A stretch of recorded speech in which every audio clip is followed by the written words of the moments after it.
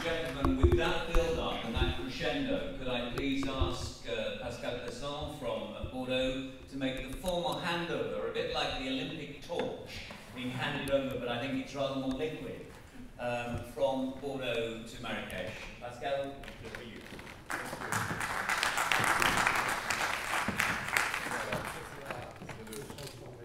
Voilà, le produit de l'aéroport de Bordeaux, du vin.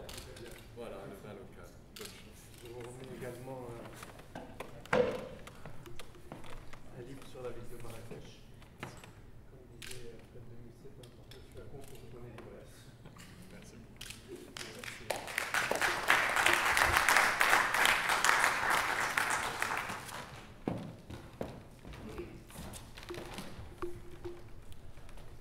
Mesdames et messieurs, je voudrais d'abord me présenter.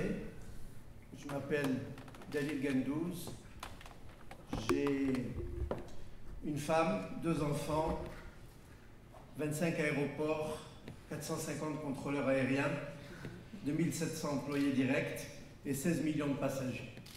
Voilà en quelques mots un petit peu ce qu'est mon quotidien en tant que directeur général de l'Office national des aéroports. Je voudrais d'abord féliciter les organisateurs de cette 10e manifestation qui ont travaillé de manière très professionnelle et qui continuent à le faire jusqu'à la fin de l'événement, qui n'est pas terminé, je le rappelle, parce que je crois qu'ils ont fait preuve de beaucoup de professionnalisme et de disponibilité par rapport à cette organisation. Je suis très honoré aussi d'être là pour confirmer, je dirais, l'organisation de la prochaine édition de cet événement important au Maroc, pour la première fois en dehors du continent européen, je crois bien, ce qui ne doit surtout pas être interprété par les uns et par les autres comme le fait que cet événement arriverait un peu à bout de ses capacités au niveau de l'Europe, mais bien au contraire, que l'aura qui ne cesse de croître autour de cet événement fait qu'il doit être, il est en raison, il est légitime pour lui de se développer sous d'autres cieux et on ne peut que s'en féliciter tous. Donc pour information, comme je le disais sous forme de boutade dans mon introduction, l'Office national des aéroports est un établissement donc public marocain qui a la responsabilité de gérer, de développer, d'exploiter les 25 aéroports qui constituent le maillage aéroportuaire au Maroc. 25 aéroports, dont 18 plateformes internationales, en plus de quoi, au-dessus de quoi vient se rajouter, si je dirais, la couche contrôle de la navigation aérienne, puisque c'est également l'Office national des aéroports au Maroc qui est en charge du contrôle de la navigation aérienne au-dessus de l'espace aérien marocain. Cette manifestation que je vous présente aujourd'hui pour l'année prochaine est organisée, je dirais, et chapeautée et pilotée par l'Office national des aéroports en partenariat étroit avec l'Office national marocain du tourisme qui est également présent aujourd'hui et avec d'autres partenaires que sont notamment le Centre régional touristique de Marrakech qui va héberger l'événement. Alors on dit Marrakech 2014, c'est Maroc 2014. Ce n'est pas uniquement l'aéroport de Marrakech qui héberge, mais c'est tout le Maroc qui vous invite et qui souhaite que votre participation soit la plus réussie. Le Maroc et l'aviation, c'est une histoire ancienne. C'est une histoire passionnée, c'est une histoire passionnelle. Et je vous en donne juste quelques exemples.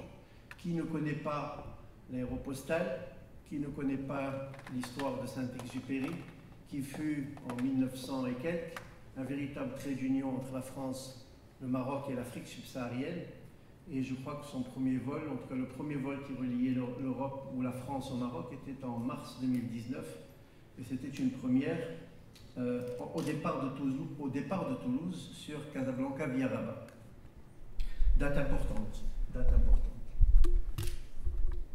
Le Maroc et l'aviation, c'est aussi un souvenir marquant pour tous les Marocains. C'est le retour d'exil de feu Sa Majesté Mohamed V, lorsqu'en 1955, il atterrit au Maroc après un exil de quelques années, et ce qui fut véritablement le début de l'indépendance du Maroc qui devait apparaître quelques mois après, en 1956. Et puis plus récemment, Plus récemment, le Maroc a eu la chance, le privilège d'être la destination également du premier vol transcontinental de l'avion Solar Impulse, premier avion solaire, qui donc fit son premier vol de Suisse vers le Maroc. C'est la première fois qu'il traversait un continent et un océan pour venir se poser à Rabat. Encore d'autres spécificités du Maroc dans le domaine de l'aviation. Le Maroc fut également le premier pays, aux alentours des années 2005, entre 2004 et 2006, à signer le premier accord d'Open Sky avec l'Union européenne, avec ce que ça a conduit comme développement exponentiel du secteur de l'aérien au Maroc. Alors tout ça, c'est beaucoup de passion, beaucoup d'échanges, mais les jeunes couples démarrent toujours leur relation de manière très passionnée et très passionnelle. Qu'en est-il aujourd'hui, après presque 10 ans de vie de cet accord d'Open Sky? Je vais essayer de l'illustrer rapidement en partageant avec vous quelques chiffres.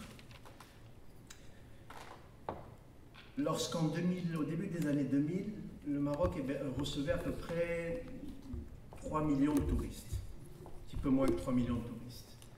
Et à ce moment-là, les décideurs politiques avaient dit, en 2010, nous avons l'ambition d'en accueillir 10 millions. Passer de 3 millions à 10 millions en quelques années paraissait être un rêve tout à fait utopique. À fin 2010, le Maroc a accueilli 9,5 millions de passagers. 9,5 millions de touristes, pardon. Objectif quasiment atteint. Notre prochain objectif important, c'est la vision 2020 du tourisme. Et je vous laisse deviner combien nous pensons accueillir de touristes en 2020. Et je pense que la première expérience que nous avons eue fait que nous sommes tous pris tout à fait au sérieux lorsque nous annonçons de pareils objectifs. L'augmentation du trafic entre 2000 et 2005, avant signature de l'accord d'Open Sky, était une augmentation moyenne de 1,8% par an. Sur les années suivantes, c'est-à-dire depuis 2005 jusqu'à aujourd'hui, la croissance moyenne est passée à 11% en moyenne par an. Nous venons de terminer le mois de mai avec une croissance nationale. Je ne parle pas uniquement de Marrakech ou d'un aéroport particulier, avec une croissance de 14%. Et les mois suivants s'annoncent sous les mêmes auspices. Avant cet accord d'Open Sky, le Maroc était relié et connecté à 25 pays par 20 compagnies aériennes. Aujourd'hui, c'est plus de 50 compagnies et c'est plus de 50 pays qui sont en connexion directe avec le Maroc. D'après les simulations que nous avons, le trafic aérien au Maroc d'ici les 15 prochaines années devrait être multiplié par 3. Pour être multiplié par 3, vous imaginez ce que ça implique en termes de trafic supplémentaire, mais également en termes de développement des infrastructures pour accompagner ce développement. Parlons-en des infrastructures. Les capacités d'accueil de nos aéroports ont été de 2004 à 2014 multipliées par 4. Multiplication par 4. Et nous continuons. L'aéroport de Casablanca, qui est en chantier, qui accueillait 7 millions, qui avait une capacité de 7 millions de passagers, aura une capacité de 21 millions de passagers en fin d'année prochaine. Fès, qui avait une capacité d'accueil de 500 000 passagers, aura, après les travaux, 3 millions de passagers en termes de capacité d'accueil. Marrakech, avec 4 millions de capacité, il en aura 9 millions l'année prochaine. Nador, avec une capacité de 300 millions de passagers, il aura une capacité de 2 millions de passagers. Les chiffres que je vous donne, ce ne sont pas des projets, ce sont des chantiers qui sont en cours et qui verront donc leur mise en service pour la majorité en 2014.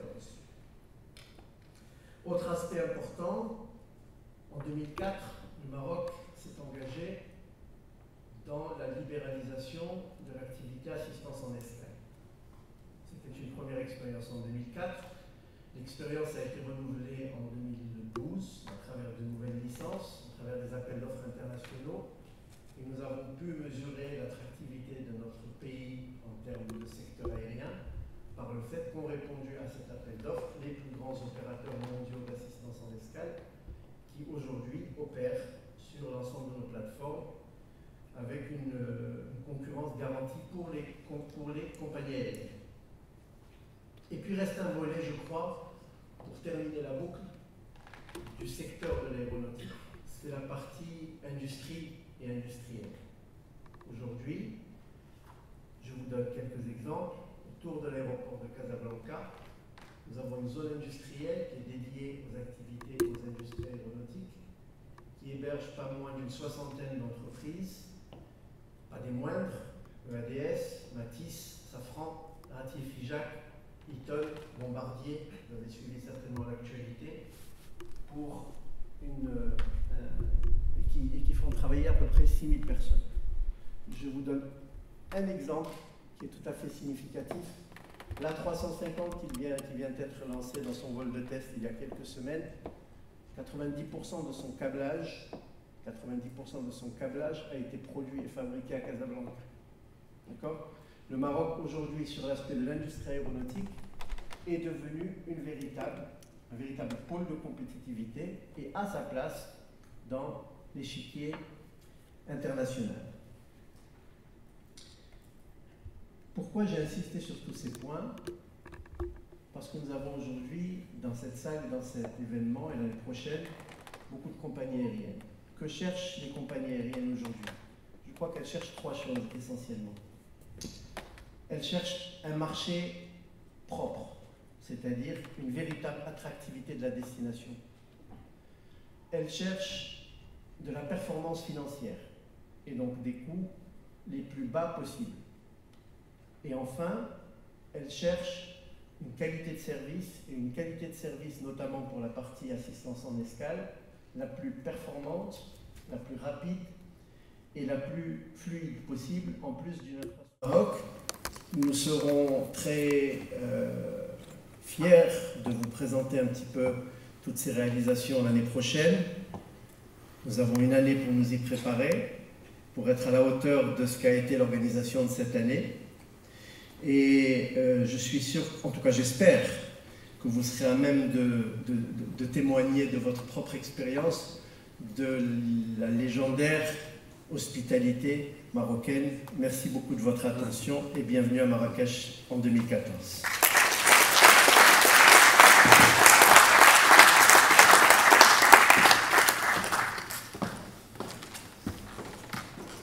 Monsieur, merci beaucoup. C'est très bon. Et And do it in English. in English, thank you. It's that bad. Next year, we really look forward to holding the event in Marrakesh, and thank you, and following the incredible hospitality we have had here this year in Bordeaux, which is going to continue tonight. We know that it will be an interesting act to follow, so the challenge is yours, sir. There we go. It's now really on to me to try and summarise in a very few words, and I emphasise the very few words, where we've been today. I think we've had a really good day. This is the